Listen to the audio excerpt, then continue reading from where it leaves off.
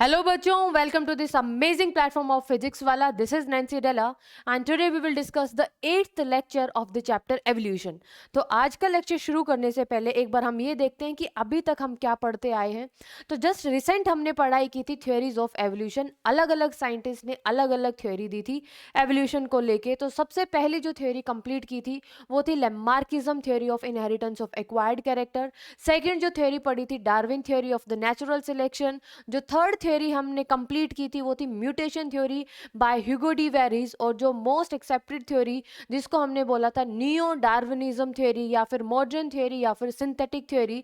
इसके अंदर ये जो थ्योरी थी वो मॉडिफाइड वर्जन थी डार्विन की.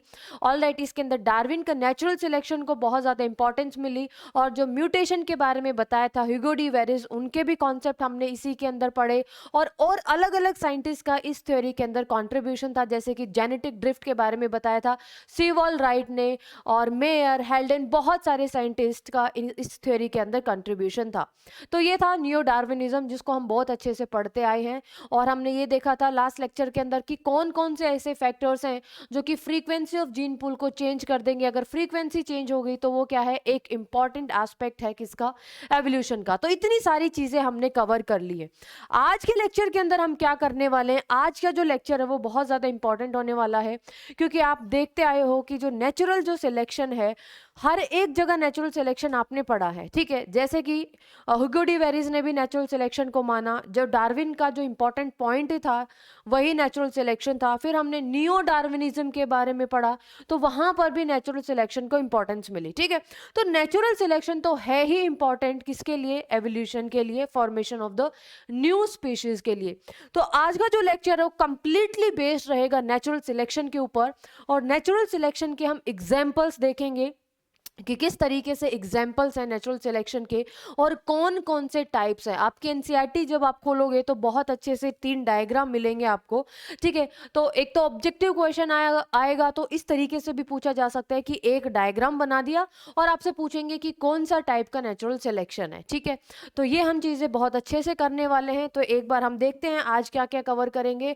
आज कवर करेंगे हम examples of natural selection as well as types of natural selection की डाइवर्सिफाइंग टाइप क्या होता है, स्टेबलाइजिंग टाइप क्या होता है, प्रोग्रेसिव टाइप क्या होता है. ये सारे की सारी चीज़ें आज हम कर लेंगे. ठीक है, तो आपने बताया नहीं आपकी प्रिपरेशन कैसे चल रही है. एग्जाम बिल्कुल पास होने वाला है, ज़्यादा घबरा तो नहीं रहे हो. जल्दी से मुझे बता दीजिए इस बात को क्योंकि आपने तो आंसर ही नहीं किया. इसका मतलब अगर आपने आंसर नहीं किया तो इसका मतलब है आपने ये लेक्चर ढंग से नहीं देखा है. ठीक है, तो देखो आपको जो 12th की जो जूलॉजी वाला जो पोर्शन है बहुत इंटरेस्टिंग लगा होगा. लेकिन ये जो चैप्टर है आप सोचोगे कि मैम इसमें तो बहुत ज़्यादा याद करने का है. तो देखो इस फैक्ट ये तो मतलब मैं इस बात को डिनाई नहीं कर सकती कि हाँ बिल्कुल याद करने वाला है. लेकिन एक बार अगर आपको उस थ्योरी की मतलब आपको एक सीक्वेंस पता चल गई कि किस तरीके से कौन कौन से टॉपिक को आपने कवर करना है तो ये चीज़ें बहुत आसान हो जाएगी. तो आप बार बार चीज़ों को रिवाइज कीजिए. जितनी ज़्यादा चीज़ों को रिवाइज करोगे उतना ज़्यादा अच्छा होगा. और ऐसा नहीं है कि जस्ट सपोज अभी बहुत टाइम है एग्जाम में आने में और आपने क्या किया कि आज एक चैप्टर को बहुत अच्छे से फिनिश कर लिया और ये चैप्टर अब आप 3 महीने बाद 2 महीने बाद जब आपका एग्जाम आएगा तभी पढ़ोगे. जी नहीं, फिर तो आप पूरा भूल जाओगे ना. जस्ट सपोज आज जो आपने चैप्टर कंप्लीट किया है इसको कंप्लीट करने में 2 घंटे लगे, 3 घंटे लगे, जस्ट सपोज मैक्सिमम 5 घंटे लगे. तो आपकी जो मतलब होना क्या चाहिए आइडियली कि आप जब नेक्स्ट टाइम आप जब इस चैप्टर को कवर करोगे तो ये हार्डली 1 घंटे के अंदर बहुत अच्छे से हो जाए. ठीक है, तो अगर फिर दोबारा इस चैप्टर को कवर करने में आप दोबारा से 3-4 घंटे ले रहे हो तो उसका कोई भी बेनिफिट नहीं है. ऑलराइट, तो चीज़ों को बार बार रिवाइज करना है.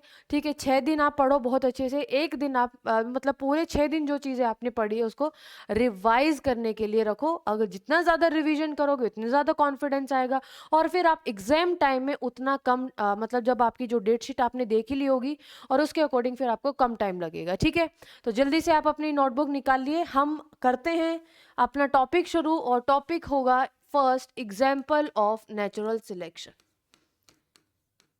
एग्जाम्पल्स ऑफ नेचुरल सिलेक्शन मतलब जो नेचर है वो बेस्ट सिलेक्ट करेगी.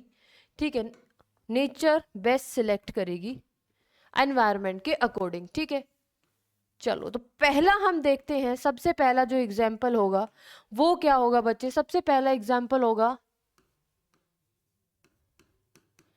Industrial melanism. इंडस्ट्रियल मेलेनिज्म, ठीक है। अब देखो, ये आपने बहुत बार सुना होगा, तो इसको ना मैं एक एग्जाम्पल के थ्रू तो समझाऊंगी, ऑब्वियसली ये तो एग्जाम्पल ही है, लेकिन इसके अंदर एक चीज़ आएगी बच्चे, वो ये आएगी कि हमने दो चीज़ें देखनी है। ये जो इंडस्ट्रियल जो मेलेनिज्म है बच्चे, ये स्टडी किया था, ठीक है, कैटलवेल ने, ठीक है। साइंटिस्ट का नाम है, अगर मैं साइंटिस्ट का नाम यहाँ पे लिख दूँ, ठीक है, कैटलवेल। कैटलवेल साइंटिस्ट थे जिन्होंने ये फिनोमिना को स्टडी किया था, इंडस्ट्रियल मेलेनिज्म, ठीक है। और ये स्टडी कहाँ पे किया था बच्चे? ये इंग्लैंड के फॉरेस्ट के अंदर किया था, ठीक है। किसके अंदर किया था? इंग्लैंड के फॉरेस्ट के अंदर ये चीज़ सिलेक्ट की थी, स्टडी की थी। अब देखो यहाँ पर हुआ क्या, हमें दो चीज़ें पढ़नी है।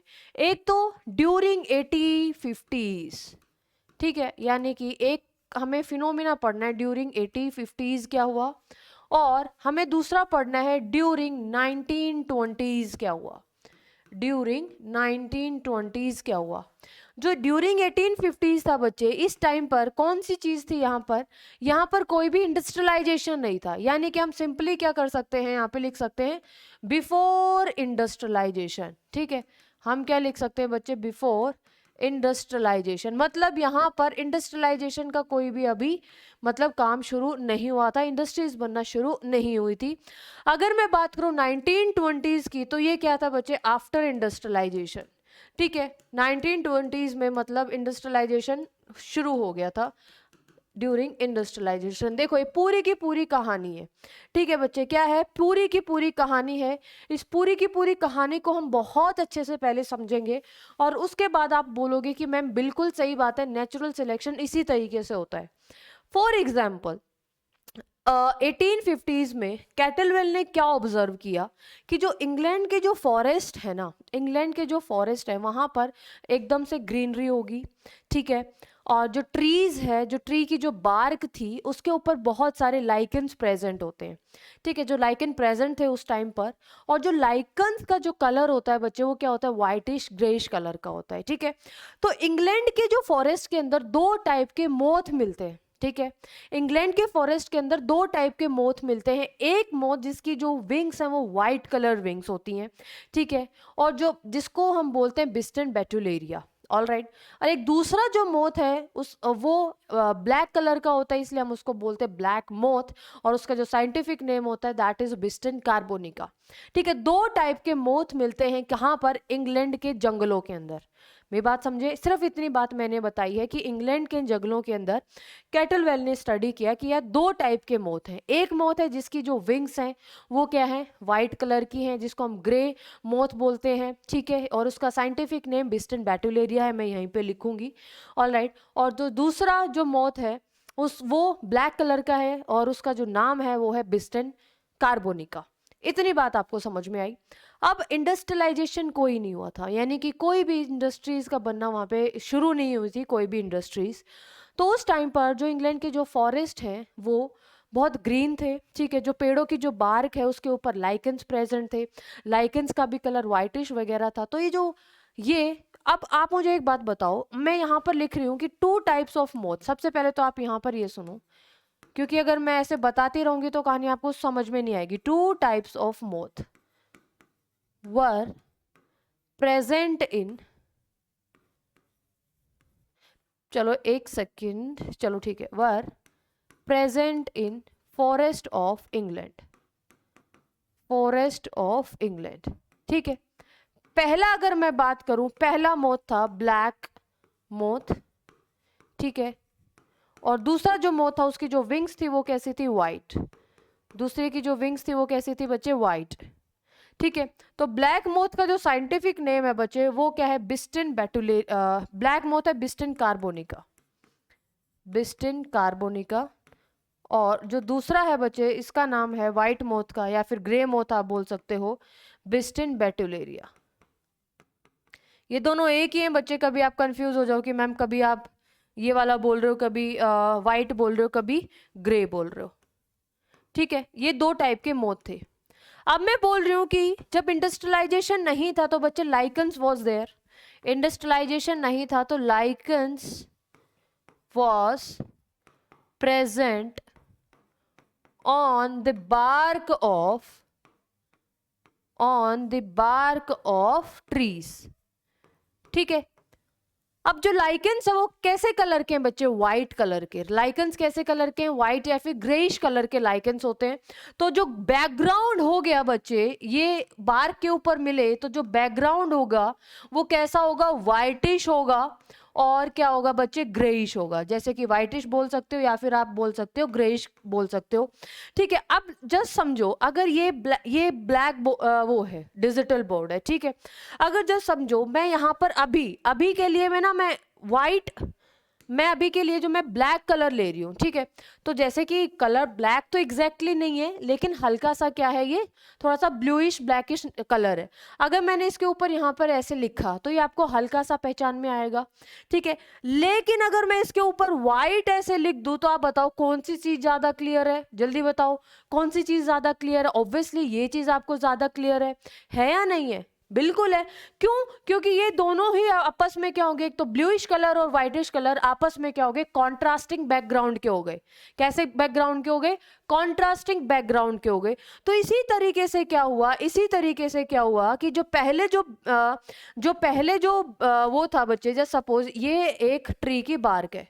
ठीक है, इसके ऊपर मतलब पहले ग्रीनिश कलर की होगी ऑब्वियसली, इसके ऊपर ये वाइटिश कलर के क्या बैठे हुए हैं? बहुत सारे मोथ बैठे, मतलब लाइकेंस प्रेजेंट है।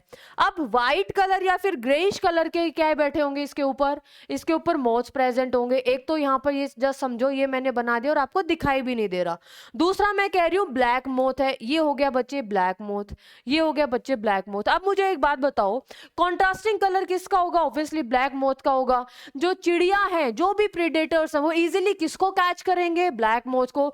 व्हाइट मोथ वाले तो इसके अंदर कॉमोफ्लेज हो गए, वो तो एकदम ही मर्ज हो गए, वो तो पहचान में ही नहीं आ रहे चिड़िया के। तो पहचान में कौन आ रहा है? पहचान में आ रहे हैं ब्लैक कलर्ड मोथ। तो बिफोर इंडस्ट्रियलाइजेशन जो ब्लैक मोथ थे यानी कि बिस्टिन कार्बोनिका, वो इजीली आइडेंटिफाई होते थे बाय द प्रीडेटर्स।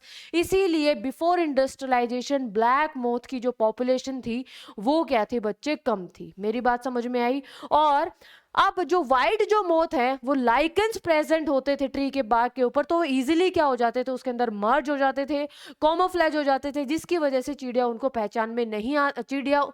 पहचान नहीं पाती थी। इसलिए जो पॉपुलेशन थी वो व्हाइट मोथ की ज्यादा थी बिफोर इंडस्ट्रियलाइजेशन। मैंने आपको एग्जाम्पल यहाँ पर करके यहाँ पे ये चीज समझाई है। क्या ये बात समझ में आई? तो बिफोर अगर मैं यहाँ पर लिखूं, ये आफ्टर इंडस्ट्रियलाइजेशन मत लिखो ये अभी, क्योंकि मुझे यहाँ पे कुछ और चीज़ें भी लिखनी होंगी। ठीक है, तो नेक्स्ट क्या होगा बच्चे? नेक्स्ट यहाँ पर ये, ठीक है, तो अब क्या होगा? बिफोर इंडस्ट्रियलाइजेशन पॉपुलेशन ऑफ किसकी पॉपुलेशन बच्चे? Population of black moth was very less. Population of black moth was very less as compared to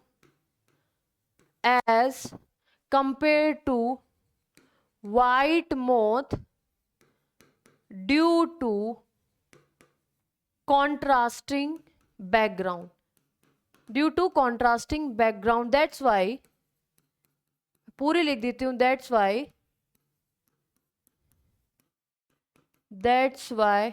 black moth got easily spotted by the sparrow or predator. Black moth got easily spotted by predator. मेरी बात समझ में आई? Simple सा, ये simple सी बात थी कि ये कब हो रहा था बच्चे? बिफोर इंडस्ट्रियलाइजेशन, 1850s की बात है ये। उस टाइम पर जो ट्री की जो बार्क है बच्चे, वो ग्रीन कलर की होती थी और उसके ऊपर ढेर सारे क्या, मतलब डार्किश कलर की होती थी। ग्रीन कलर की तो क्या बोलूँ, डार्किश कलर की होती थी, और उसके ऊपर बहुत सारे लाइकेंस प्रेजेंट होते थे, तो वो व्हाइटिश या फिर ग्रेइश कलर की हो गई। ठीक है, अब क्या हुआ? अब क्या हुआ कि उस टाइम पर दो टाइप के मोथ मिलते थे इंग्लैंड के जंगलों के अंदर, एक ब्लैक मोथ और दूसरा वाइट मोथ। जो वाइट मोथ है वो लाइकन के साथ इजीली कॉमोफ्लेज हो गए।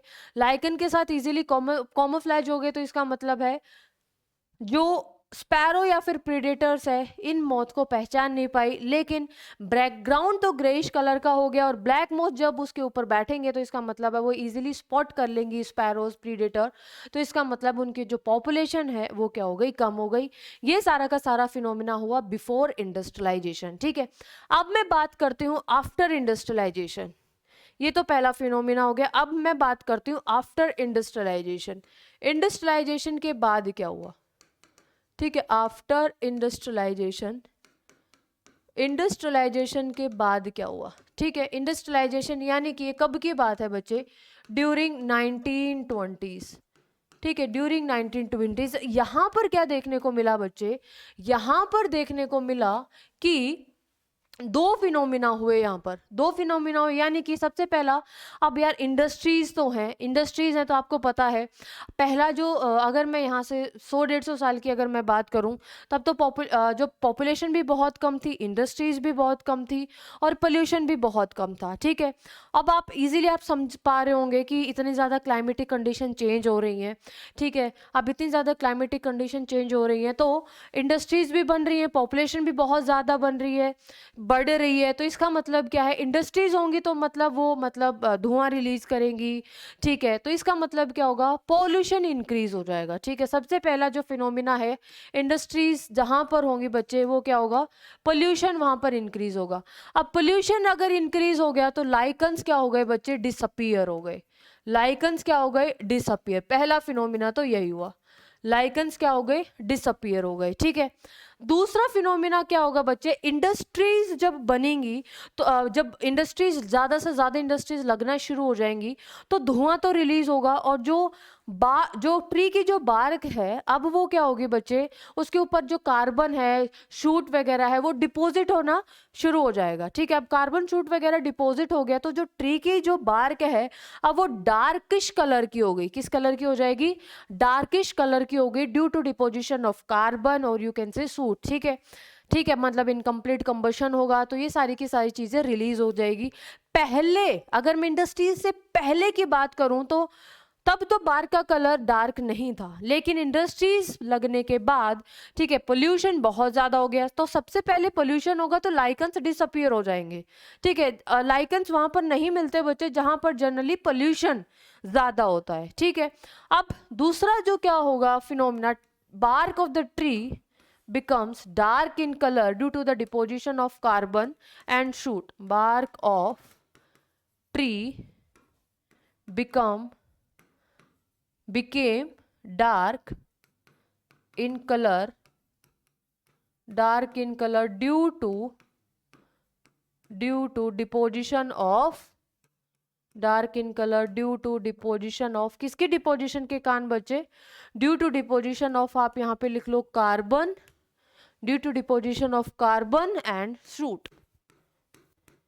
ठीक है, अब मुझे बताओ जस्ट समझो, ध्यान से समझो।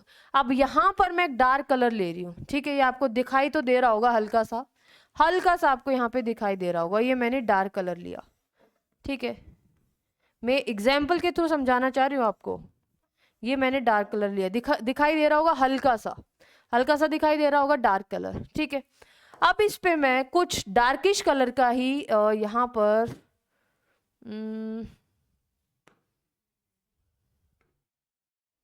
ये लो, मैं डार्किश कलर का ही यहाँ पर मैंने डार्क कलर यहाँ पर बार्क दिखाई है। ठीक है, अब मैं ब्लैक मोथ यहाँ पर रिप्रेजेंट करती हूँ। ठीक है, आपको हल्का सा ऑब्जर्व कर रहोगे, ध्यान से देखोगे तो ये मैंने डार्क कलर मोथ यहाँ पे बना दिया। हल्का सा विजिबल है लेकिन नॉट क्लियरली विजिबल, लेकिन विजिबल यहाँ पर क्या है। ठीक है, अब देखो होता क्या है कि एक दूसरा, अब तो ये तो हो गया, ये मैं लिख देती हूँ, आप अगर नहीं समझ में आया है आपको तो मैं यहाँ पर मेंशन कर देती हूँ। ये तो है बच्चे बार्क, ट्री की बार्क, ठीक है। यहाँ पे मैंने रिप्रेजेंट किया हुआ है, मे बी आपको दिखाई नहीं दे रहा है, ये है ब्लैक मोथ, ठीक है। और अब मैं व्हाइट मोथ को यहाँ पे रिप्रेजेंट कर रही हूँ, ये है व्हाइट मोथ, ठीक है, ये हो गया है व्हाइट मोथ। ऑलराइट, अब मुझे आप एक बात बताओ, ये है व्हाइट मोथ। अब आप मुझे एक बात बताओ, जो चिड़िया है वो किसको सबसे पहले पहचानेगी, जल्दी बताओ। जो चिड़िया है, जो भी प्रेडेटर है, उसको मौत खाने हैं, ठीक है। अब वो किस तरीके से पहचानेगी, सबसे पहले उसको क्या दिखेगा।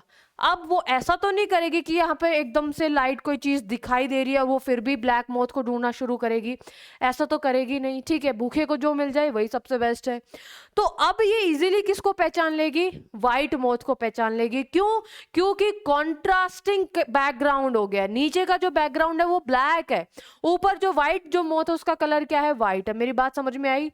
अब कॉन्ट्रास्टिंग बैकग्राउंड की वजह से, कॉन्ट्रास्टिंग बैकग्राउंड की वजह से अब जो प्रीडेटर है वो किसको पहचान रहा है, व्हाइट कलर्ड मोथ को पहचान रहा है। तो इसका मतलब है आफ्टर इंडस्ट्रियलाइजेशन पॉपुलेशन किसकी कम होगी, व्हाइट कलर्ड मोथ की as compare to black coloured moth, due to the contrasting character. मेरी बात समझ में आई, मेरी बात समझ में आई। तो ये एक एग्जाम्पल है।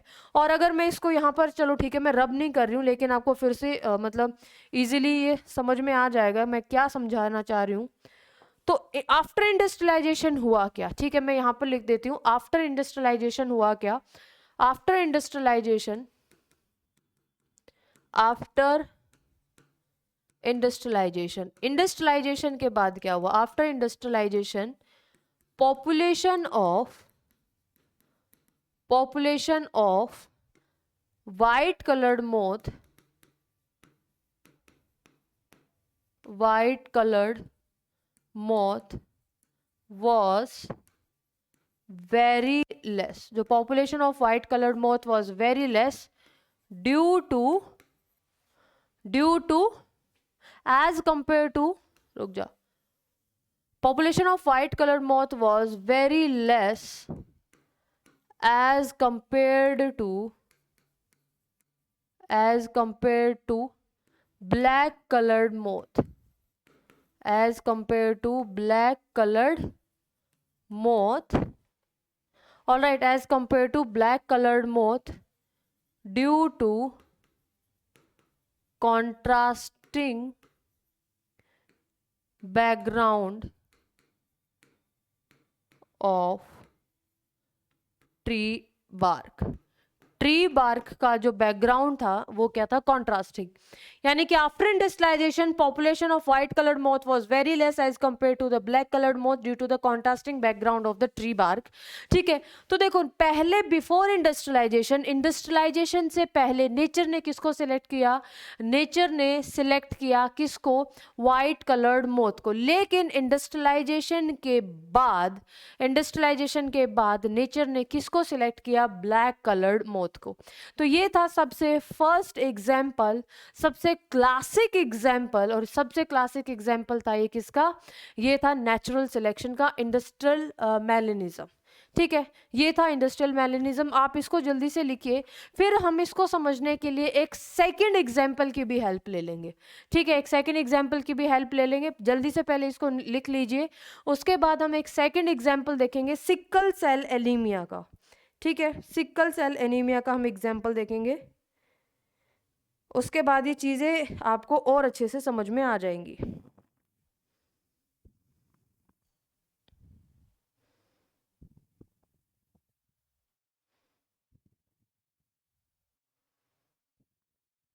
सिकल सेल एनीमिया,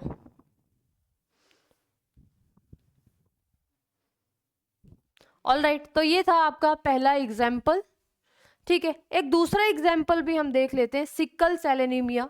तो ये चीज़ें आपको बहुत अच्छे से क्लियर हो जाएंगी, ठीक है। सेकंड एग्जाम्पल है सिकल सेल एनीमिया, ये आप जेनेटिक्स में भी पढ़ के आए होगे। सिकल सेल एनीमिया एक ऑटोसोमल रिसेसिव डिसऑर्डर है, ठीक है, सिकल सेल एनीमिया। जो सिकल सेल एनीमिया है ये कैसा एग्जाम्पल है बच्चे, ये कैसे डिजीज है, ऑटोसोमल रिसेसिव डिसऑर्डर। मतलब ये अपने आप को होमोजाइगस रिसेसिव कंडीशन के अंदर एक्सप्रेस करता है। ठीक है, ये पूरी की पूरी क्या होगी, हम कहानी देखने वाले हैं। अब मेरी बात ध्यान से सुनना, इसके अंदर अगर मैं बात करूं, जस्ट सपोज आपको पता है अगर नॉर्मल ह्यूमन बीइंग है तो उसकी जो आरबीसी की जो शेप होगी वो कैसी होगी, बाइकनकेव होगी, सो दैट वो ज़्यादा से ज़्यादा क्या कर सके, आरबीसी को कैरी कर सके। और आरबीसी जितनी अच्छी ज़्यादा होगी, इसका मतलब ज़्यादा स्पेस बन सके आरबीसी के लिए। ठीक है, और आरबीसी किसको कैरी करती हैं, ऑक्सीजन को। जितनी ज़्यादा आरबीसी होंगी उतनी ज़्यादा ऑक्सीजन टिश्यू तक सप्लाई होगी। ठीक है, ये बात समझ में आई।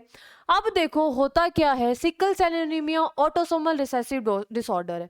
अगर मैं नॉर्मल जीनोटाइप की बात करूं, ठीक है, और ये हाँ, मतलब मेनली किसके अंदर देखा जाता है, अफ्रीकन रीजन के अंदर देखा जाता है। ठीक है, और अफ्रीकन रीजन के अंदर एक आपने मतलब हम ह्यूमन हेल्थ एंड डिजीज पढ़ के आए हैं, कुछ याद है या नहीं, मलेरिया का जो कॉजेटिव एजेंट क्या है, प्लाज्मोडियम की बहुत सारी स्पीशीज थी, Plasmodium vivax, Plasmodium oval, Plasmodium malaria, या प्लाज्मोडियम फाल्सीपेरम। और जो प्लाज्मोडियम जो फाल्सीपेरम था, ये सबसे ज्यादा डेंजरस, सबसे ज्यादा मैलिग्नेंट टाइप का मलेरिया था। ठीक है, तो एक्चुअली जो ऑटोसोमल सिकल सेल एनीमिया है ये कहाँ पर देखने को मिलता है, मतलब ये जो एग्जाम्पल है नेचुरल सिलेक्शन का, ये मेनली अफ्रीकन रीजन के अंदर देखने को मिलता है। किसके अंदर देखने को मिलता है, अफ्रीकन रीजन के अंदर ये देखने को मिलता है। ठीक है, अब देखो होता क्या है कि अगर मैं बात करूं नॉर्मल, अगर मैं जीनोटाइप की अगर मैं बात करूं, नॉर्मल जीनोटाइप, ठीक है, एक पर्सन है, पर्सन का अगर मैं नॉर्मल जीनोटाइप की बात करूं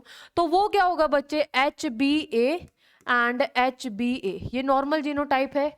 HbA इसका मतलब है इस कंडीशन के अंदर जो आरबीसी होंगी बच्ची वो क्या होंगी, बाइकॉनकेव होंगी। जो आरबीसी होंगी वो क्या होंगी बच्चे, बाइकॉनकेव आरबीसी होंगी।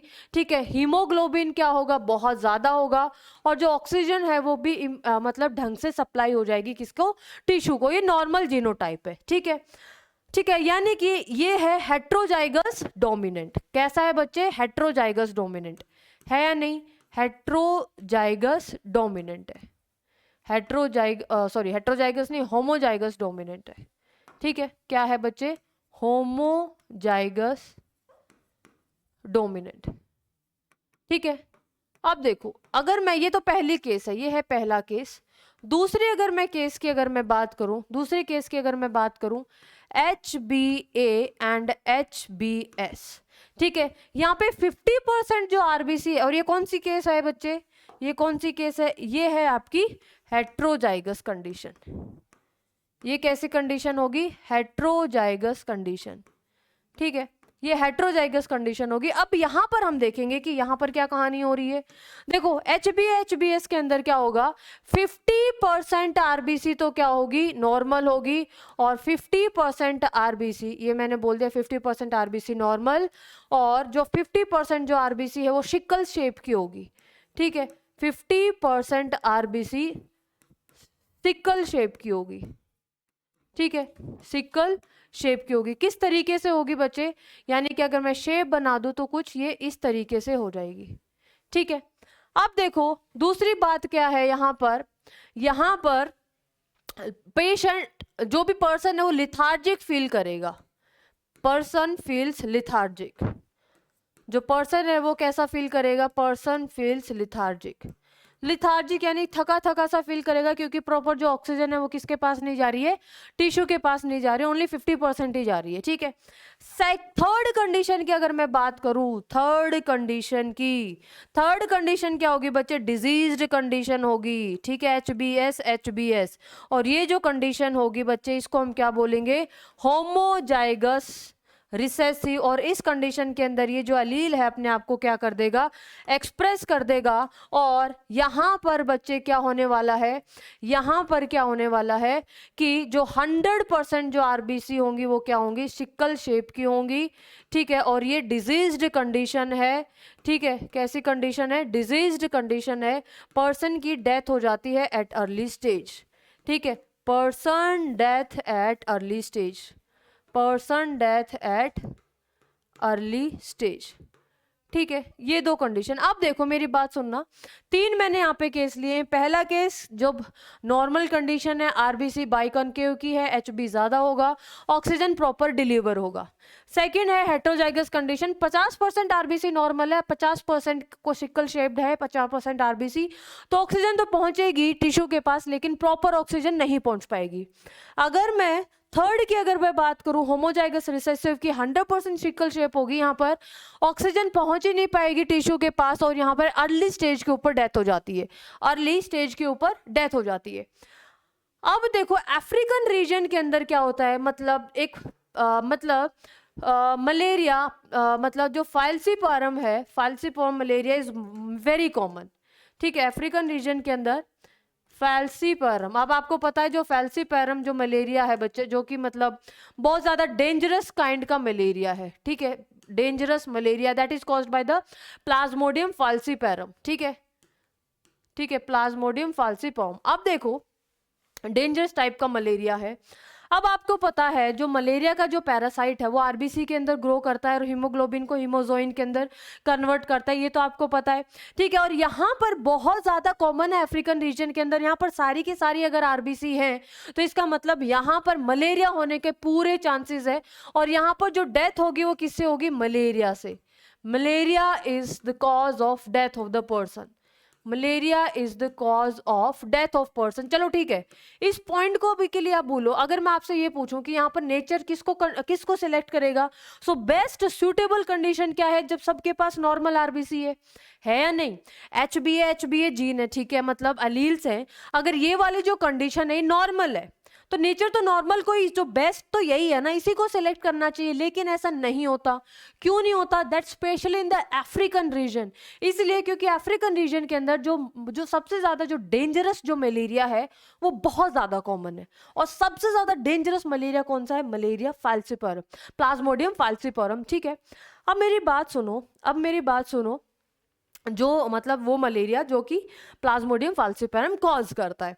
तो यहाँ पर आरबीसी की अगर शेप सही है तो ये जो प्लाज्मोडियम है ये बहुत इजीली से ग्रो करेगा। तो यहाँ पर पर्सन की जो डेथ होती है वो किसकी वजह से होती है, ये होती है आपकी मलेरिया की वजह से। यहाँ पर पर्सन की डेथ हो जाती है, क्यों, because of the sickle cell anaemia. ठीक है, यहाँ पर person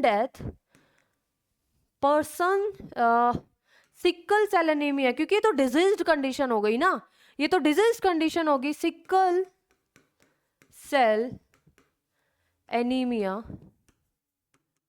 is the cause of death of person, it is the cause of the death of person. ठीक है, अब बीच की कंडीशन आती है। बीच की कंडीशन क्या आती है बच्चे, ये वाली कंडीशन। बीच की कंडीशन क्या आती है, ये वाली condition, and it is best selected for the, and ये क्या होगी, मतलब जो भी इंडिविजुअल है अफ्रीकन रीजन के अंदर ये बेस्ट सिलेक्टेड है। ठीक है, यानी क्या, मेरी बात सुनो, यहाँ पर एच बी एस कंडीशन है, मतलब ठीक है 50% जो आरबीसी है वो नॉर्मल है और 50% आरबीसी सिकल शेप है, यानी कि यहाँ पर पेशेंट लिथार्जिक भी फील कर सकता है लेकिन स्टिल जिंदा तो रहेगा। यहाँ पर तो दोनों केस में डेथ हो रही है, पहले केस में डेथ हो रही है मलेरिया की वजह से, सेकेंड केस के अंदर डेथ हो रही है सिकल सेल एनीमिया की वजह से। लेकिन जो इन बिटवीन की जो कंडीशन है, हेट्रोजाइगस कंडीशन है, इसके अंदर मतलब पेशेंट जिंदा रहेगा, बेशक से वो लेथार्जिक फील करेगा। ठीक है, तो अफ्रीकन रीजन के अंदर क्या होता है बच्चे, अफ्रीकन रीजन के अंदर जो सबसे ज्यादा जो मोस्ट कॉमनली मतलब जो जीनोटाइप मिलता है पर्सन के अंदर वो क्या होता है, H B S, and it is best selected by the nature. ये है आपका second most common example of the natural selection. समझ में आई बात, समझ में आई या नहीं।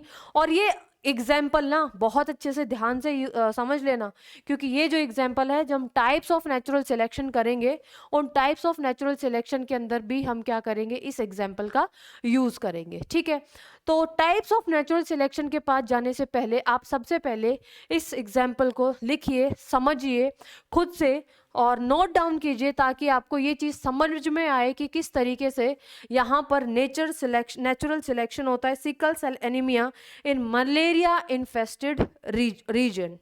ठीक है, हेट्रोजाइगस कंडीशन सबसे बेस्ट रहेगी इस कंडीशन के अंदर।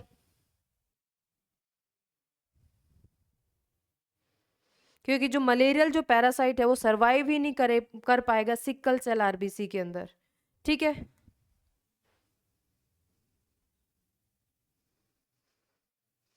ऑलराइट। तो ये था आपका सेकंड मोस्ट कॉमन एग्जाम्पल। यहाँ पे आप लिख सकते हो, यहाँ पर मैं जो इंपॉर्टेंट पॉइंट्स हैं वो मैं पिंक कलर से लिख रही हूँ।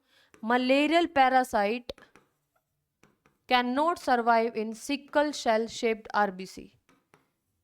Malarial parasite can not survive in sickle cell RBC. ठीक है, अब मैं इसको पूरा लिख सकती हूँ, sickle cell anaemia in malarial infested reason.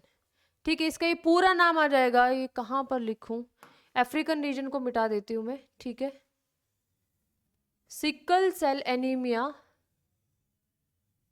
In malarial infested region, sickle cell anaemia in malarial infested reason.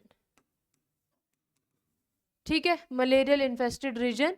और यहाँ पर ये कॉमन कहाँ पर होता है बच्चे, ये अफ्रीकन रीजन के अंदर होता है। ठीक है, और सबसे जो डेंजरस जो मलेरिया है that is caused by plasmodium falciparum. ठीक है, ये एक बहुत अच्छा एग्जाम्पल है। आप नेचुरल सिलेक्शन का अगर आपसे एग्जाम्पल पूछे तो इंडस्ट्रियल मैनरिज्म मेंशन्ड आपके एनसीईआरटी के अंदर, आप वो लिख सकते हैं। एक और एग्जाम्पल मैंने आपको समझा दिया है। ठीक है, कि किस तरीके से जो नेचर है वो बेस्ट इंडिविजुअल को सिलेक्ट करेगा। अब आगे ये तो दोनों तो मर जाएंगे, ठीक है, बाकी जो सर्वाइव करेगा ये क्या करेगा, बीच वाला। ऑलराइट, तो ये था आपका नेचुरल सिलेक्शन के एग्जाम्पल। अब हम बात करते हैं टाइप्स ऑफ नेचुरल सिलेक्शन। ठीक है, अब हम बात करते हैं टाइप्स ऑफ नेचुरल सिलेक्शन। तो जल्दी आ जाइए, अपनी हेडिंग बनाइए, टाइप्स ऑफ नेचुरल सिलेक्शन। ठीक है, टाइप्स ऑफ नेचुरल, बहुत आसान है बच्चे। टाइप्स ऑफ नेचुरल सिलेक्शन मतलब बहुत ऐसे लोगों को लगता है कि यार ये मतलब बहुत ज़्यादा टफ टॉपिक है, लेकिन ये बिल्कुल भी टफ टॉपिक नहीं है। ठीक है, all right, types of natural selection. तो सबसे पहले अगर मैं बात करूं, एक पेज पे पहले मैं लिखती हूं कि कौन कौन सी चीज है। ठीक है, तो सबसे पहले अगर मैं बात करूं, सबसे ज्यादा जो मोस्ट कॉमन जो टाइप है, मोस्ट कॉमन टाइप है, ठीक है, सबसे ज्यादा जो मोस्ट कॉमन टाइप है बच्चे, उसको हम बोलते हैं स्टेबलाइजिंग नेचुरल सिलेक्शन, या फिर इसी को बैलेंसिंग बोलते हैं, balancing selection, balancing natural selection. ठीक है, तो पहला क्या हो जाएगा, स्टेबलाइजिंग या फिर बैलेंसिंग नेचुरल सिलेक्शन, और यहां पर आप लिख दीजिए इसको मोस्ट कॉमन टाइप है। ठीक है, यहां पर लिख दीजिए इसको मोस्ट कॉमन टाइप। ठीक है, स्टेबलाइजिंग या फिर balancing natural selection most common type है।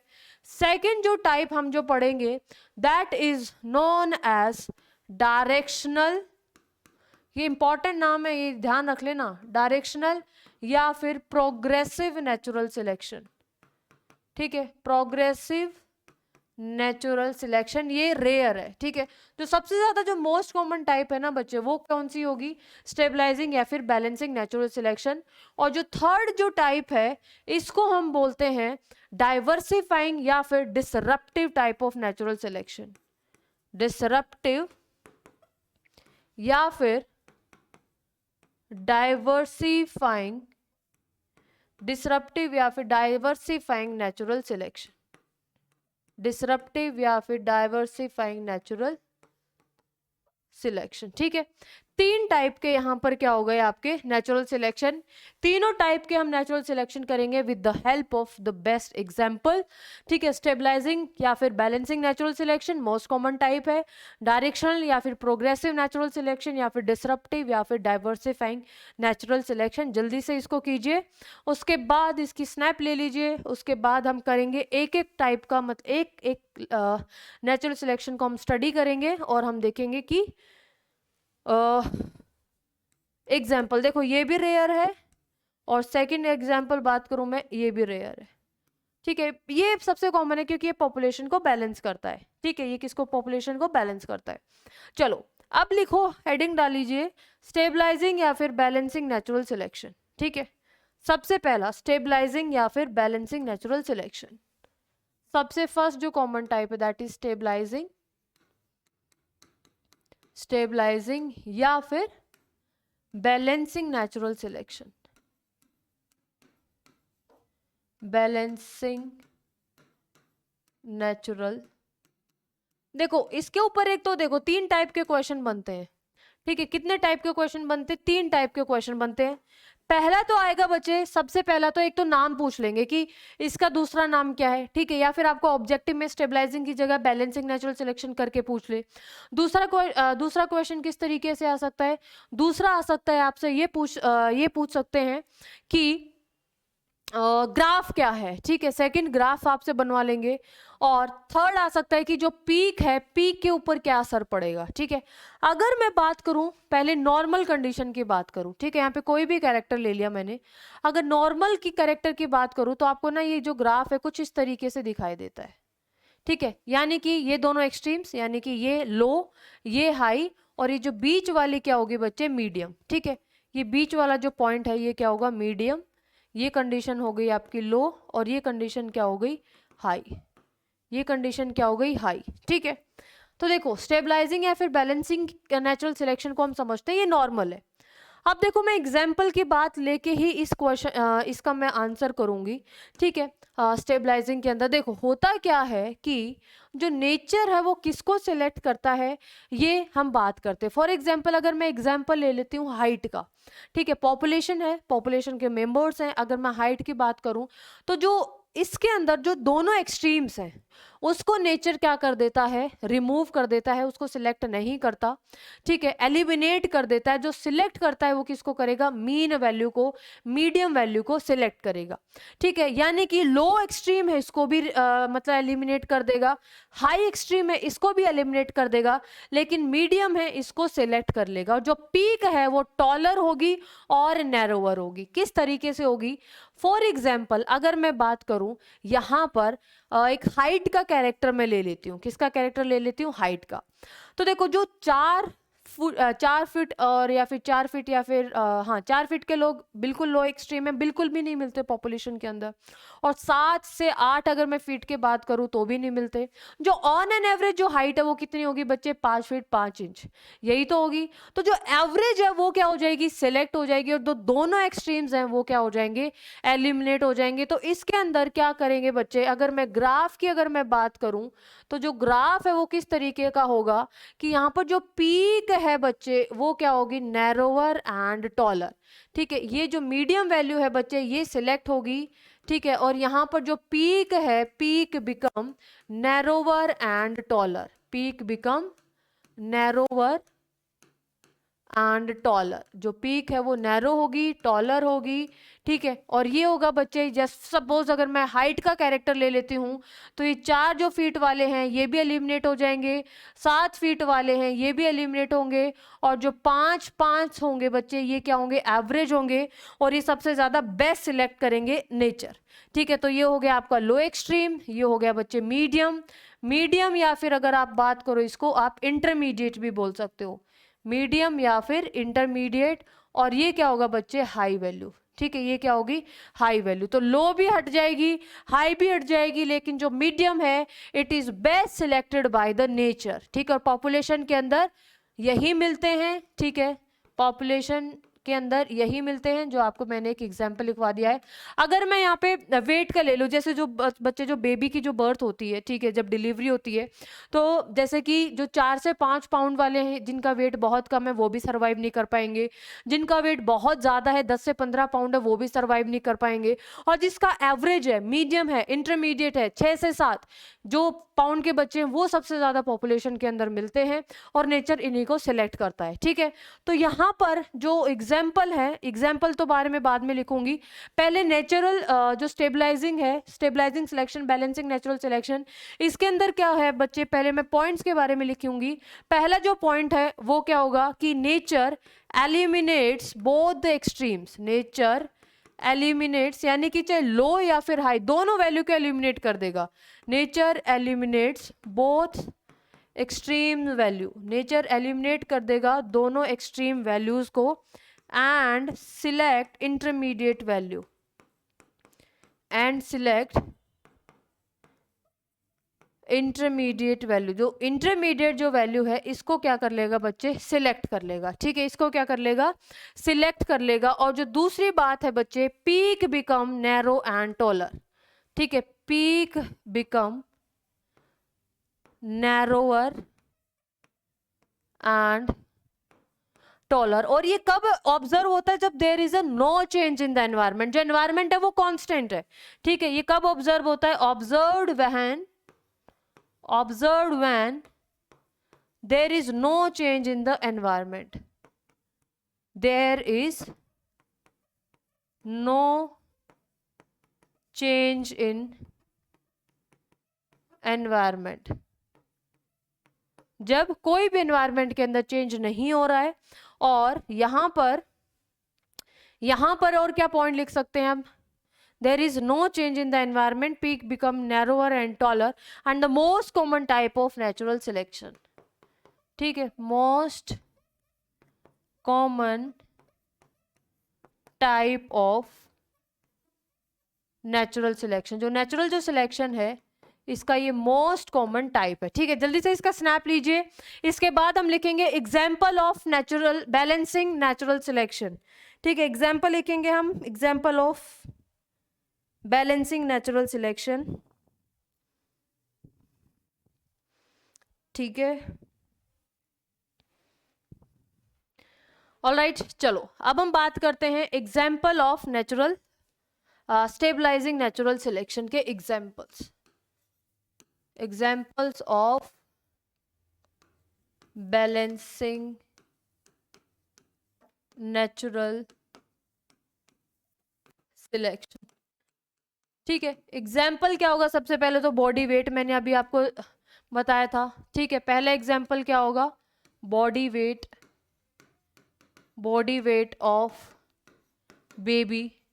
ठीक है, फॉर एग्जाम्पल अगर 10 से 15 पाउंड होगा तो वो भी एलिमिनेट हो जाएंगे, और 4 से 5 जो पाउंड है ये भी दोनों क्या हो जाएंगे, ये दोनों एलिमिनेट हो जाएंगे, नेचर एलिमिनेट कर देगा। और जो 6 to 7 पाउंड बेबी है, 6 to 7 पाउंड बेबी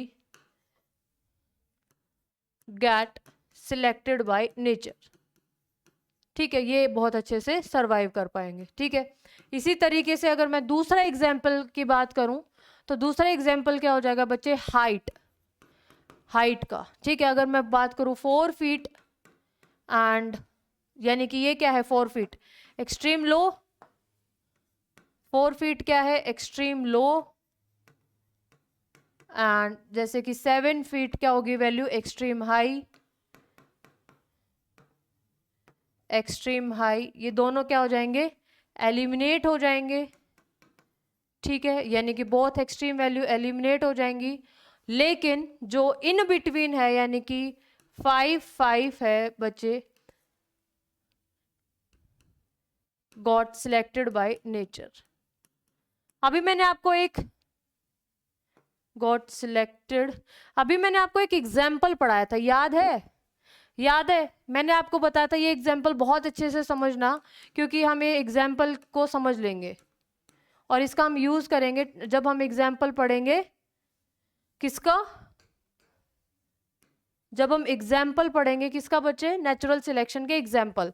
तो जो टाइप्स के एग्जाम्पल, तो बैलेंसिंग की अगर मैं बात करूं, बैलेंसिंग नेचुरल सिलेक्शन के अंदर क्या आपको याद है, अभी तो पढ़ा था यार, याद तो होगा ही ना, sickle cell anaemia in malarial infested region, sickle cell anaemia in malarial infested region, कुछ याद आया, इन्फेस्टेड रीजन कुछ समझ में आया, sickle cell anaemia in malaria infested region, ये मैं आपको ग्राफ से ही समझाऊंगी। ठीक है, ये जैसे मैंने एक छोटा सा ग्राफ सब बना दिया है, इसी ग्राफ की हेल्प से मैं आपको ये समझाऊंगी, और ये आपको एक पीक दिखाई देगी ऐसे। ठीक है, तो ये बीच की वैल्यू हो जाएगी। अब मुझे बताओ नेचर किस वैल्यू को सिलेक्ट कर रहा था, ये किस वैल्यू को सिलेक्ट कर रहा था नेचर, HbA एंड HbS, ठीक है। जो HbA वैल्यू, HbA जो कंडीशन वाले लोग हैं ये किससे मर जाएंगे, मलेरिया से, ठीक है। HbS ये कंडीशन वाले लोग किससे मर जाएंगे बच्चे, सिकल सेल एनीमिया से। और यहाँ पर मलेरियल जो पैरासाइट है वो सरवाइव नहीं कर पाएगा सिकल सेल RBC के अंदर। तो जो नेचर है वो किसको सिलेक्ट कर रहा है, इस इंटरमीडिएट वैल्यू को सिलेक्ट कर रहा है। और यही एग्जाम्पल है किसका, बैलेंसिंग या फिर स्टेबलाइजिंग नेचुरल सिलेक्शन का। इस एग्जाम्पल से आपको बहुत अच्छे से क्लियर होगा। बाकी एग्जाम्पल ये भी है, अगर आप sickle cell anaemia and malarial infested region डालोगे और इसके एग्जाम्पल के थ्रू आप समझाओगे तो बहुत अच्छे से आपको समझ में आ जाएगा। इसलिए मैंने सिकल सेल एनीमिया के एग्जाम्पल को और थोड़ा सा डिटेल में आपको समझाया था, ठीक है। क्लियर है, ठीक है। तो एक बार इसको ध्यान से देखिए, क्या ये वाली बात समझ में आई, ठीक है। यहाँ पर किससे मतलब, ये तो डिजीज्ड कंडीशन होगी, ठीक है, यानी कि एक्सट्रीम कंडीशन होगी। दोनों एक्सट्रीम को इन्होंने क्या कर दिया, नेचर ने एलिमिनेट कर दिया। और ये कौन, इससे मतलब person died because of malaria, person will get die because of malaria, ठीक है। तो जो बीच वाली जो वैल्यू है ये क्या होगी, सिलेक्ट हो गई। सॉरी। तो जल्दी से इसको लिखिए, बैलेंसिंग नेचुरल सिलेक्शन के एग्जाम्पल। उसके बाद हम करेंगे बच्चे second example, that is directional या फिर प्रोग्रेसिव सिलेक्शन, ठीक है।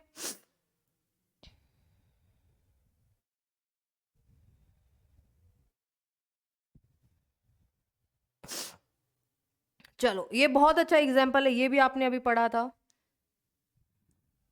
डायरेक्शनल या फिर प्रोग्रेसिव सिलेक्शन। चलो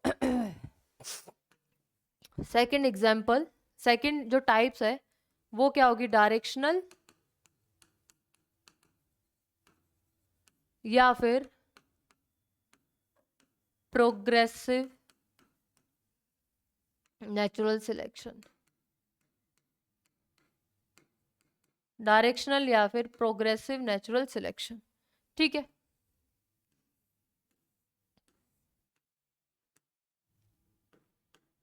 देखो अब इसके बारे में हम बात समझते हैं। तो वही अपन तो पहले तो डायग्राम उससे समझेंगे, एग्जाम्पल से समझेंगे, एग्जाम्पल के बाद हम आगे की कहानी करते हैं, आपको पता ही है, ठीक है। तो देखो पहले अगर मैं बात करूं, इसका जो एग्जाम्पल है वो क्या होगा, ये तो आपने और अच्छे से पढ़ लिया, इंडस्ट्रियल मैलेनिज्म, ठीक है, इंडस्ट्रियल मैलेनिज्म, ठीक है।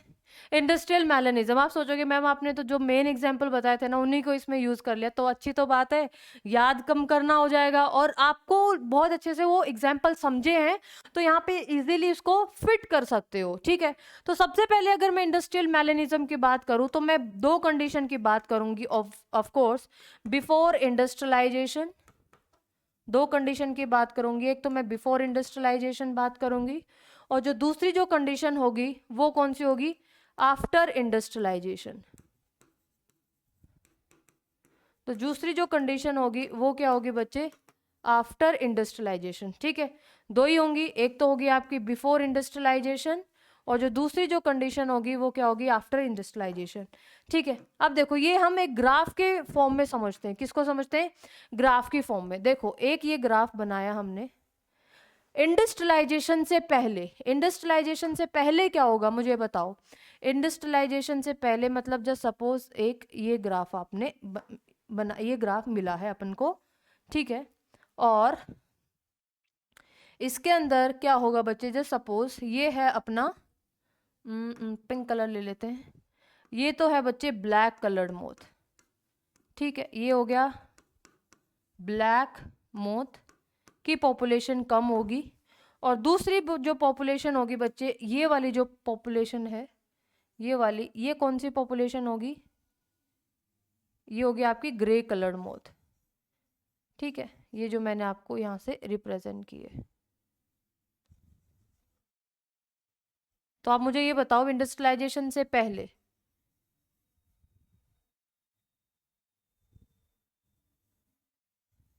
मजा आ रहा है मुझे ये करते टाइम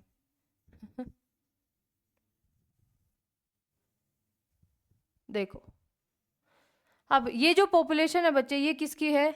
ये है आपकी व्हाइट मोथ की। व्हाइट मोथ की जो पॉपुलेशन है वो ज्यादा होगी, और जो पीक आपको कहां पर मिली है? एक जगह। मतलब एक जो लो एक्सट्रीम है वो तो बिल्कुल ही हट गई, एक एक्सट्रीम तो बिल्कुल ही हट गई, और दूसरे एक्सट्रीम को क्या कर रहा है? नेचर सिलेक्ट कर रहा है। ठीक है। और दूसरा अगर मैं ग्राफ बात करूं बिफोर इंडस्ट्रियलाइजेशन, तो ये कब की बात है? ये बात है 1850s की। और आफ्टर इंडस्ट्रियलाइजेशन ये किसकी बात है? 1920s की। ठीक है। अब क्या होगा इंडस्ट्रियलाइजेशन के बाद? यहां पर क्या देखने को मिलेगा कि ब्लैक जो मोथ है बच्चे, वो क्या हो गए? ज्यादा हो गए। और एक सेकेंड, ठीक है।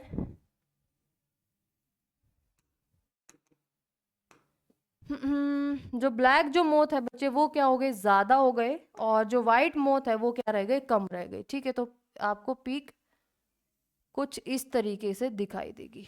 ठीक है। तो यानी कि मैं यहां पर रिप्रेजेंट करती हूं, और कलर चेंज कर देते हैं। कौन सा कलर था यहाँ पे? ये वाला। तो यानी कि ये जो कलर है बच्चे, ये वाला,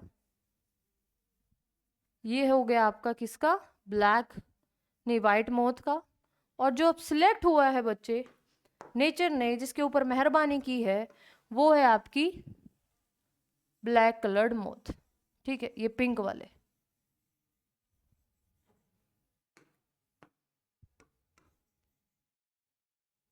ठीक है। क्लियर है? तो आप क्या ऑब्जर्व कर रहे हो यहाँ पे? आप क्या ऑब्जर्व कर रहे हो? आप ऑब्जर्व कर रहे हो कि एक पहले पीक थी, अब जो शिफ्ट हो गई है। ठीक है। अब पीक क्या हो गई है? शिफ्ट हो गई है। ठीक है। और ये जो सिलेक्ट हुए हैं बच्चे, ये क्या हो गए? आपके ब्लैक मोथ। ठीक है। ये ब्लैक मोथ सिलेक्ट हुए। और जो वाइट मोथ थे, ये वाले जो वाइट मोथ थे, ये क्या हो गए? आपके बहुत ही कम, यानी कि एलिमिनेट हो गए। ठीक है। तो पहले पीक आपकी यहां पर थी, अब पीक आपको कहां पर देखने को मिल रही है? यहां पर। ये थी आपकी पहले पीक। ठीक है। अब ये जो पीक है ये क्या हो गई? शिफ्ट हो गई एक और डायरेक्शन के अंदर। पीक क्या हो गई बच्चे? यहां पर ये शिफ्ट हो गई। मेरी बात समझ में आई? यानी कि हुआ क्या?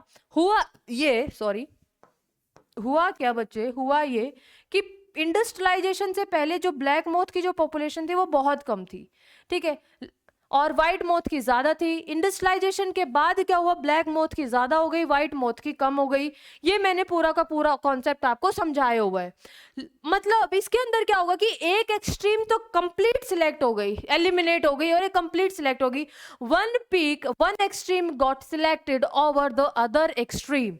ठीक है। एक एक्सट्रीम सिलेक्ट होगी ओवर द अदर पीक, और जो पीक मतलब एक्सट्रीम और पीक इसकी तरफ शिफ्ट होगी, एक डायरेक्शन के अंदर शिफ्ट होगी। और इसका जो एग्जाम्पल है वो क्या होगा? Industrial melanism. ठीक है। मेरी बात समझ में आई? तो इसके बारे में हम कुछ लिख लेते हैं। ठीक है। इसके बारे में कुछ लिख लेते हैं। चलो, अगर आपको स्क्रीनशॉट लेना है इसका तो जल्दी से ले लीजिए। उसके बारे में आपको मैं बताती हूँ। इसके अंदर क्या लिखना है कि one extreme is preferred over another extreme. ठीक है। और जो peak shift in one direction, that's why it is known as directional. It is known as directional selection. और ये हुआ कब? क्योंकि there is change in the environment. ठीक है। ये कब हुआ बच्चे? Change in environment. एनवायरमेंट के अंदर चेंज हुआ है, और इसीलिए ये कंडीशन देखने को मिली है। ठीक है। तो इसके बारे में हम लिखते हैं, नेक्स्ट स्लाइड के अंदर लिखेंगे। ठीक है। इसके अंदर हम क्या लिखेंगे? इसके अंदर हम लिखेंगे कि one peak got selected, one extreme, sorry peak peak आ रहा है नाम बार बार, one extreme got selected over other extreme due to change in the environment condition, due to change in environment condition। ठीक है। one extreme got selected over other extreme due to change in the environmental condition. तो directional selection कब operate होता है? जब environment के अंदर change हो गया. पहले इंडस्ट्रियलाइजेशन नहीं थी, उसके अंदर कुछ और कंडीशन देखने को मिली, फिर इंडस्ट्रियलाइजेशन हुआ तो फिर कोई और कंडीशन देखने को मिली. तो इसका मतलब क्या है? एक एक्सट्रीम सिलेक्ट होगी over another extreme due to the change in the environmental condition and peak shifts in one direction. ठीक है, और क्या होगा इसके अंदर? Peak shifts in one direction. Peak shifts in one direction. एक डायरेक्शन के अंदर क्या हो जाएगी बच्चे? पीक शिफ्ट हो जाएगी. Peak shift in one direction. और सॉरी, इसका जो एग्जाम्पल है, क्लासिक एग्जाम्पल है, that is industrial melanism. Classic example क्या होगा बच्चे इसका? Industrial melanism. ठीक है, क्लासिक एग्जाम्पल क्या होगा इसका? Industrial melanism. आप जल्दी से इसको नोट डाउन कीजिए, फिर हम करेंगे अपना लास्ट टाइप का सिलेक्शन. और लास्ट टाइप का सिलेक्शन क्या है बच्चे? That is known as disruptive या फिर diversifying type of natural selection. Alright, जल्दी से इसको नोट डाउन कीजिए. ठीक है, आपसे क्वेश्चन पूछ सकते हैं कि पीक कब, कौन से नेचुरल सिलेक्शन के अंदर टॉलर होगी. ठीक है, कौन से सिलेक्शन के अंदर नेचुरल सिलेक्शन के अंदर नैरोवर होगी, कौन से नेचुरल सिलेक्शन के अंदर एक डायरेक्शन के अंदर शिफ्ट होगी. एक डायरेक्शन के अंदर तो आपने समझ ही लिया है. ठीक है, और जल्दी से अब हम लिखते हैं थर्ड के बारे में. That is known as, that selection is known as, जो थर्ड है बच्चे, थर्ड टाइप का नेचुरल सिलेक्शन इज डाइवर्सिफाइंग या फिर डिसरप्टिव. ठीक है, diversifying type of natural selection या फिर disruptive type of natural selection, या फिर disruptive type of natural selection. ठीक है, डाइवर्सिफाइंग या फिर disruptive type of natural selection. Diversifying या फिर disruptive type of natural selection. ठीक है, अब देखो इसके अंदर क्या होगा, ये भी हम पहले एक एग्जाम्पल के थ्रू हम समझेंगे. एग्जाम्पल लेते हम किसका? स्नेल का. एग्जाम्पल लेते हम किसका? स्नेल का. ठीक है, अब देखो एक ग्राफ मैं बनाती हूँ. ठीक है, 3 टाइप की स्नेल यहाँ पे देखने को मिलती है. ठीक है, 3 टाइप की स्नेल. कौन कौन सी स्नेल की टाइप होगी बच्चे? एक तो होगी बच्चे वाइट कलर स्नेल. ठीक है, एक तो हो गई वाइट कलर स्नेल. दूसरी क्या होगी? Brown colour snail. Brown colour snail. और थर्ड क्या होगी बच्चे?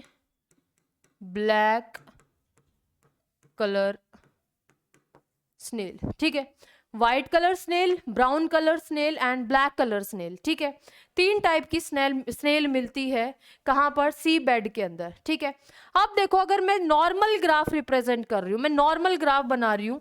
ठीक है, नॉर्मल ग्राफ क्या होना चाहिए बच्चे? आपका नॉर्मल ग्राफ क्या होगा? ये ग्राफ होगा नॉर्मल.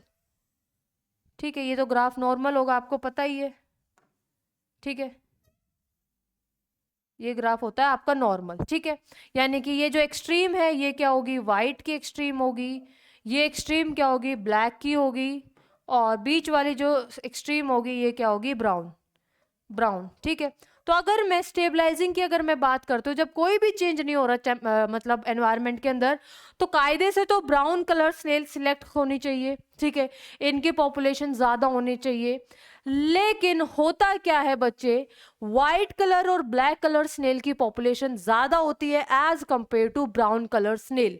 ऐसा क्यों होता है? यहाँ पे हमें 2 पीक मिलती हैं. कैसे पीक मिलती हैं?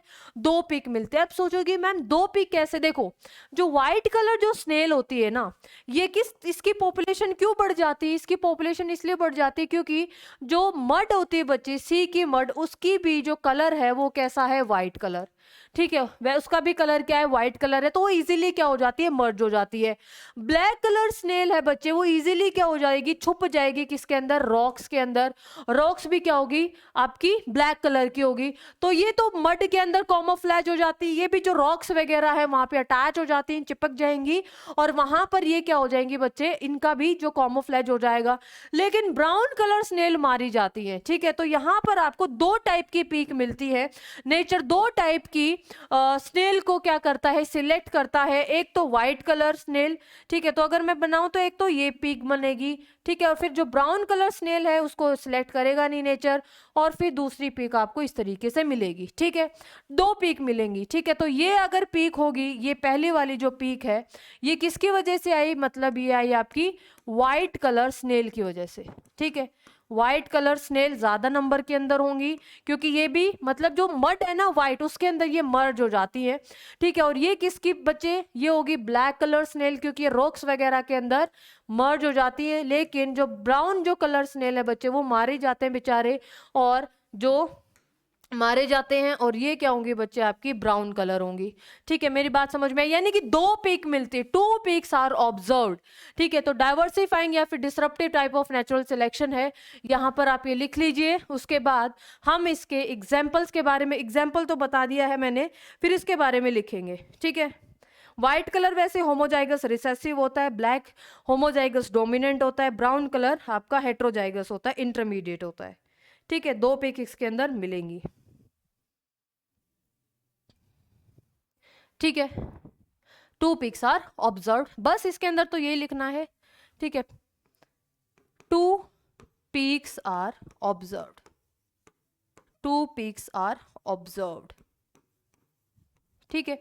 कायदे से तो इंटरमीडिएट सिलेक्ट होना चाहिए, क्योंकि एनवायरनमेंट चेंज नहीं हो रहा है, यानी कि बी भी सिलेक्ट होना चाहिए, ठीक है। और ये तो आपका स्मॉल भी हो जाएगा, और ये आपका डोमिनेंट अलील है, ठीक है, बी बी, ठीक है। तो यहाँ पर ये तो आपको लिखने की जरूरत नहीं है, ये होमोजाइगस रिसेसिव है, ये हेट्रोजाइगस है, और ये होमोजाइगस डोमिनेंट है। कायदे से तो इंटरमीडिएट वैल्यू सिलेक्ट होनी चाहिए, जैसे सिकल सेल एनीमिया के अंदर हुई है, लेकिन ये भी बहुत रेयर है, ठीक है, it is very rare.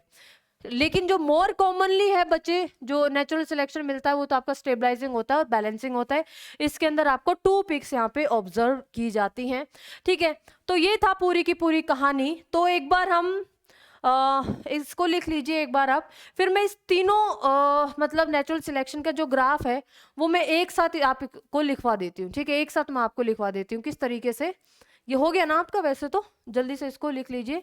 To pics यहाँ पे ऑब्जर्व्ड होंगी, यही इसके अंदर पूछा जाता है। एग्जाम्पल मैंने स्नेल का दे दिया है, ठीक है। व्हाइट मड भी व्हाइट कलर की होती है बच्चे, इसलिए ये चीज यहाँ पर क्या हो जाती है, मर्ज हो जाती है, कॉमोफ्लेज हो जाती है। रॉक्स ब्लैक कलर की होती है, इसलिए black in colour, so the black snail got camouflaged here। Next अगर मैं बात करूं, यहाँ पर मैं ना नॉर्मल लिखवा रही हूँ आपको, यहाँ पे मैं पहले अभी नॉर्मल ग्राफ बनवा रही हूँ, ठीक है। ये आपका एक नॉर्मल ग्राफ है, ठीक है, ये एक नॉर्मल ग्राफ है, ठीक है। अब तीन कंडीशंस यहाँ पे हैं, तीन कंडीशन है, तो हम किसकी सहारा ले ले, ओके ओके, चलो किसी का सहारा नहीं लेते, हम अपना खुद ही बना लेंगे, ठीक है। ओहो, ले सकते, क्यों नहीं ले सकते। एक तो ये कंडीशन बना लेते हैं हम, ठीक है, फिर दूसरी कंडीशन बना लेते हैं, दूसरा ग्राफ बना लेते हैं, फिर हम तीसरा ग्राफ यहाँ पे बना लेते हैं, ठीक है। चलो,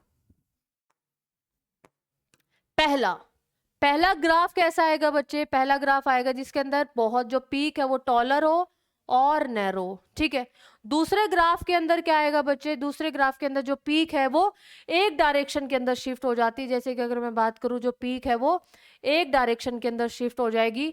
और जो थर्ड ग्राफ है बच्चे, थर्ड ग्राफ के अंदर आपको दो पिक्स ऑब्जर्व की जाती है, थर्ड ग्राफ के अंदर आपको दो पिक्स यहाँ पे आपको ऑब्जर्व की जाएंगी, ठीक है। तो यहाँ पे मैं लिख देती हूँ पहले, ये जो सिलेक्शन है, पहले वाला जो नेचुरल सिलेक्शन है, ये होगा बच्चे आपका कौन सा, बताओ बताओ, स्टेबलाइजिंग, ठीक है। पहला क्या होगा, स्टेबलाइजिंग, पहला होगा स्टेबलाइजिंग नेचुरल सिलेक्शन।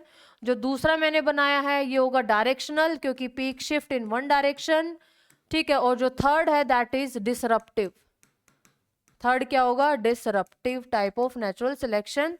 ठीक है, ये लो एक एक्सट्रीम है, ये लो एक्सट्रीम है, ये हाई एक्सट्रीम हो जाएगी यहाँ पे, और ये इंटरमीडिएट वैल्यू है। ठीक है, अब यहाँ पर जो जो चीज यहाँ पे पूछी जाती है, यहाँ पे peak become narrower and taller. जो पीक है वो नैरोवर एंड टॉलर दिखेगी।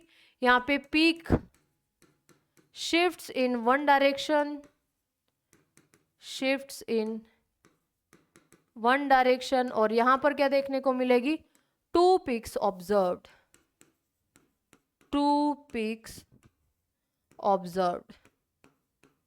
ठीक है, तो ये आपका ग्राफ हो गया है, ये पूरे के पूरे टाइप्स ऑफ नेचुरल सिलेक्शन यहां पर खत्म हो गया। Types of natural selection. ठीक है, तो ये हमारा यहाँ पर टॉपिक खत्म होता है, types of natural selection. I hope आपको बहुत अच्छे से क्लियर हो गया होगा। ठीक है, जो नेक्स्ट जो लेक्चर होने वाला है उसके अंदर हम हार्डी-विनबर्ग प्रिंसिपल करेंगे, कुछ न्यूमेरिकल्स करेंगे, और हम करेंगे इस चैप्टर को ख़त्म करेंगे। ठीक है, समाप्त करेंगे इस चैप्टर को, और हम ख़त्म करेंगे इस चैप्टर को ह्यूमन एवोल्यूशन से। ठीक है, ह्यूमन एवोल्यूशन के बारे में हम डिटेल में करेंगे, हार्डी-विनबर्ग प्रिंसिपल को हम बहुत अच्छे से पढ़ेंगे, कौन कौन से फैक्टर्स हैं, सब कुछ हम डिटेल में पढ़ेंगे। तब तक अपना ध्यान रखिए, मुस्कुराते रहिए, पढ़ते रहिए, अपना कॉन्फिडेंस हाई रखिए। All the very best, thank you so much, take care.